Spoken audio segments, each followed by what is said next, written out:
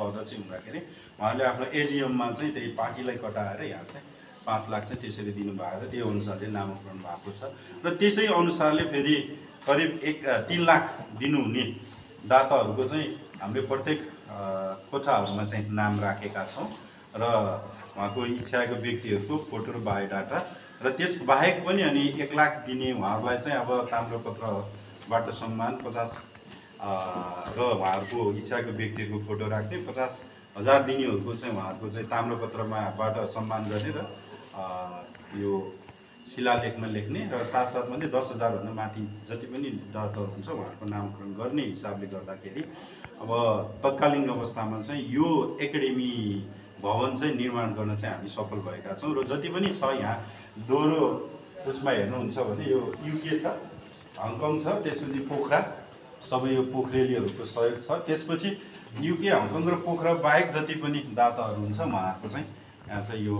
छ र तत्कालीन अवस्थामा चाहिँ यो एकाडेमीलाई सञ्चालन र यो भवन गरिसकेपछि केही रकम जम्मा भएपछि त्यसलाई हामी अक्षय कोषको रूपमा पनि केही रकम राखेर डबल हुने किसिमले गर्दाखेरि अहिले पछिल्लो क्रममा अक्षय कोष पनि निर्माण हुँदै गर्दा 3 करोड 47 लाख चाहिँ अक्षय कोषमा पनि अहिले चाहिँ हाम्रो चाहिँ जम्मा भएको म निर्णय गर्न चाहन्छु र साथसाथै अब यो भवनहरूलाई पनि यसो कोठाहरूलाई पनि यसो नजर गरौँ है त। यहाँ चाहिँ अब यो जस्तै यो हाम्रो दाता यो कक्षको दाताहरूको उहाँले इच्छाएको फ्यामिलीको फोटो भएर उहाँको बायोडाटा पर्सनल डाटा छ र यसरी यो राखेका छौँ र यहाँ यो फोटोहरू देख्नु भएको छ त्यत्रो यो 1 लाख दिनेहरू थुप्रै हुनुहुन्छ उहाँहरू तर चाहिँ उहाँहरूले जसले हामीलाई चाहिँ फोटो उपलब्ध गराउनु भयो उहाँहरूको मात्रै फोटो राखेका छौँ अरूको चाहिँ फोटो नआएको कारण चाहिँ हामीले फोटो राख्ने सकेका छैनौँ र यो चाहिँ हाम्रो अब यहाँ चाहिँ अब यो त अब हाम्रो फाउन्डर एक्जिक्युटिभ कमिटीको हो त्यो फोटो चाहिँ भने यो एकाडेमी किन्दाखेरि जग्गा चाहिँ यो अवस्थामा थियो। यो अवस्थाको जग्गालाई चाहिँ हामीले यो अहिले जुन हजुरहरूले देखिरहनु भएको छ फुटबल ग्राउन्ड र एकाडेमी भवन सहितको यो चाहिँ प्राङ्गण रहेको छ र यसरी चाहिँ यसको सबै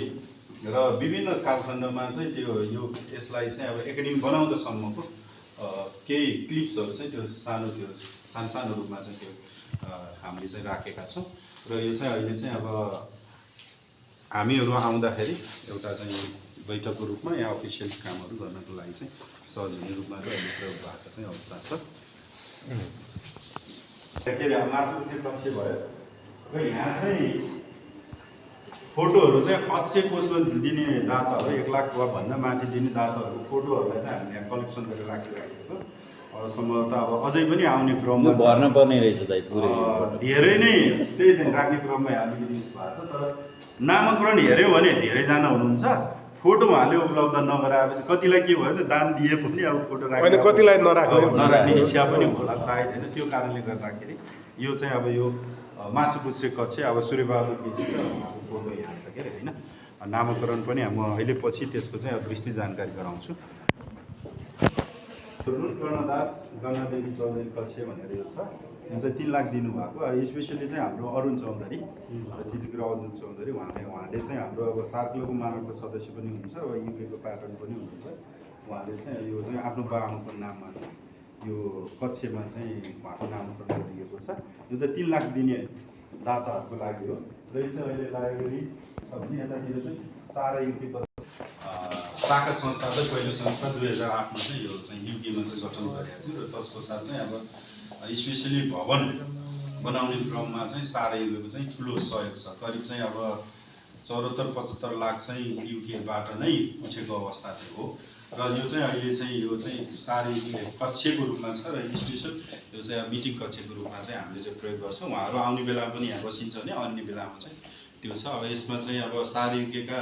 सम्पूर्ण अध्यक्षज्यूहरूको चाहिँ फोटो उतातिर राखिएको छ र वर्तमान अध्यक्षज्यूको चाहिँ अब आउनु बाँकी छ। उहाँ चाहिँ अस्ति भर्खरमा चाहिँ 20 तारिकमा चाहिँ इलेक्टेड भयो शारदा गुरुङ उहाँको चाहिँ आउनु बाँकी छ र यो रुम चाहिँ अहिले चाहिँ युकेको रूपमा छ सारा युकेको रूपमा चाहिँ नामाकरण गरेको छ र यो प्याक्ट भन्छौँ हामीले पोखरा एकाडेमी चिल्ड्रेन्स ट्रस्ट भनेर यो चाहिँ सारा युके गठन हुनुभन्दा अगाडि